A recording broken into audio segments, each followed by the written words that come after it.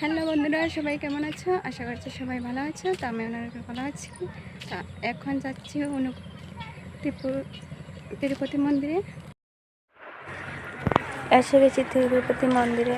মন্দিরটা অনেক সুন্দর, তোমরা সবাই এসে দেখবে। কিন্তু মন্দিরের ভিউটা খুব সুন্দর, দারুণ। আমার তো অনেক ভালো, জানি না তোমাদের কেমন লেগেছে।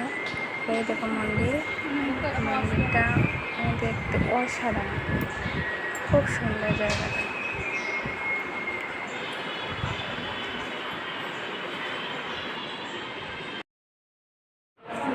যদি তোমাদের ভালো লাগে তাহলে লাইক, কমেন্ট আর শেয়ার করে দিও। আমার পাশে থেকো।